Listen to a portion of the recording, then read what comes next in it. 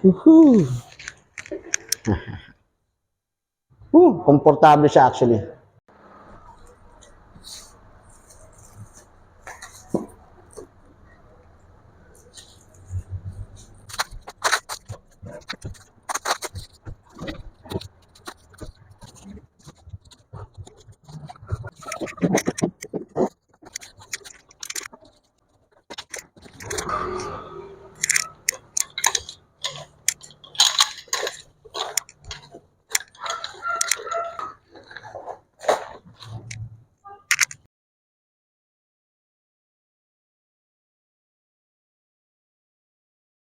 Yeah, unbox na natin and then let's assemble.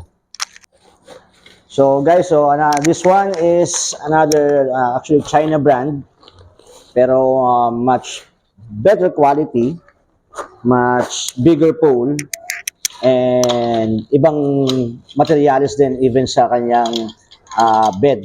Medyo may pagkatela na siya. Oxford. Ayan, so medyo may pagkakaiba ng tela. And then so tara, familiarization tayo ng parts. So ito ngayon yung kanyang bed, side poles, bracket pole. So ayan siya. Strut and leg, one piece na siya. This one is technically one piece na lahat, pero detachable lang yung leg. Okay? So okay, let's start assembling. So unang part natin, syempre, bed sheet. Then yung dalawang side pole.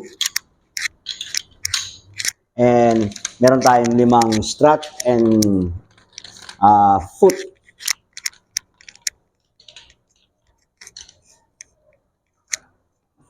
Yan. So, una natin assembling ngayon, syempre, yung ating side pole. Okay? So, tusok-tusok lang yan. Okay?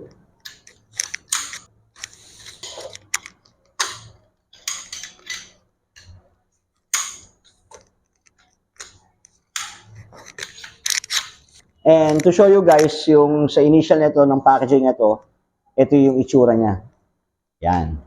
So, kung a-assembly mo siya, ganun lang. So, ipapasok mo lang siya. Kung makikita nyo.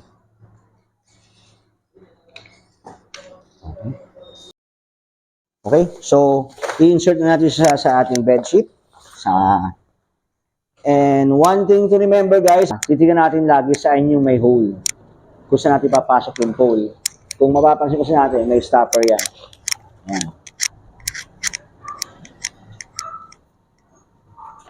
Yan. Kabila. Ayun. Pero both side may stopper. Kung makikita ninyo dito, meron siyang butas and then meron siyang pocket kung saan may susuksok yung pole. Both sides siya meron. Yan. Okay? So, let's start natin i-insert. Okay? So, kinagandaan, meron siyang hawakan. So, meron tayong guide kung saan mo siya ipapasok. Ayan.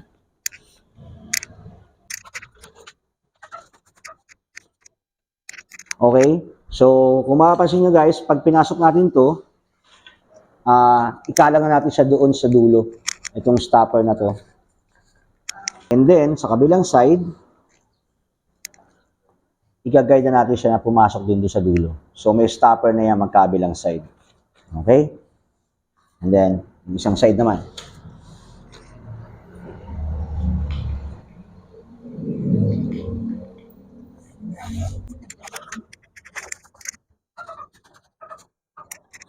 Same procedure. Pasok, insert sa pocket, and then, position.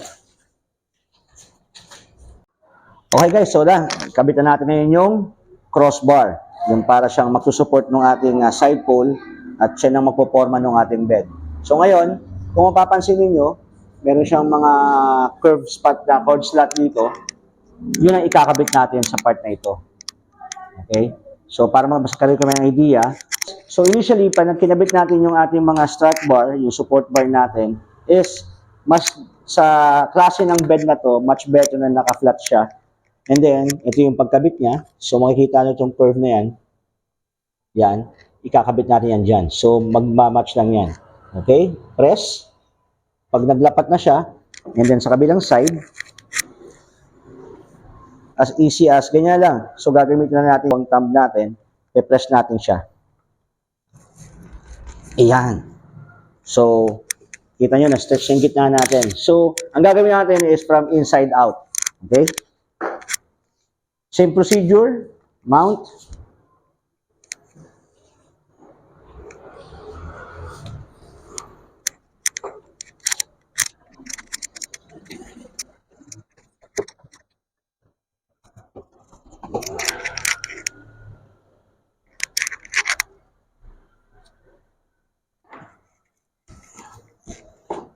Ayun. And we're done.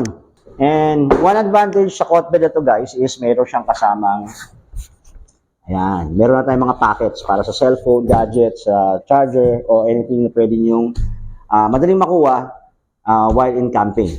Ayan. So, try natin. Wow! Pwede. Sabi nila 6 feet daw yung ano na to yung height. So 5'7 ako, so kaswak lang. Okay. So, meron pa tayong isa. Assemble natin yung isa.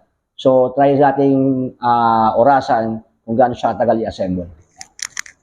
Okay mga kabro, so subukan natin orasan kung gaano katagal buuin itong foldable cot na to. Okay? Ready? Get set. Go!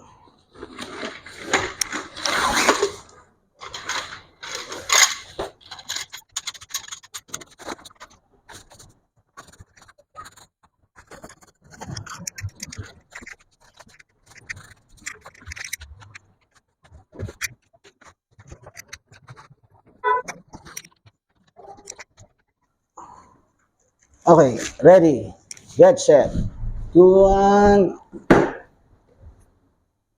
and we're done. Alright. Woohoo! Komportable siya actually. So, yan mga bro. Guys, so yan yung itsura ng dalawang foldable cot bed natin sa loob ng Shine Crave tent na in-unbox din natin yung nakaraan. So, ayan.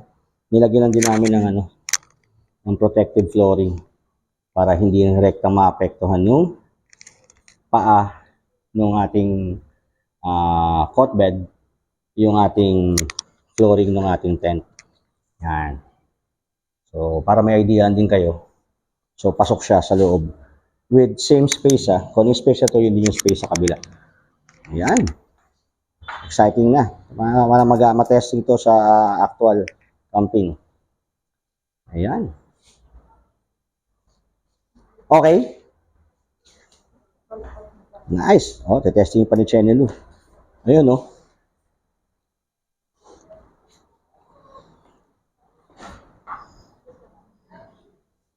So, yun guys, kung na-enjoy nyo itong video natin ngayon, itong ating unboxing ng ating cot bed, so please naman, like and subscribe ng ating Facebook page and YouTube channel. So, ayan. So, I can't wait na. So, update namin kayo once na na-testing na namin ito ng actual sa camping adventure namin. Hopefully, makagawa kami in the near week, itong mga weeks na bakasyon natin. Okay? Okay guys, thank you. This is Spike and this is Channel Lou.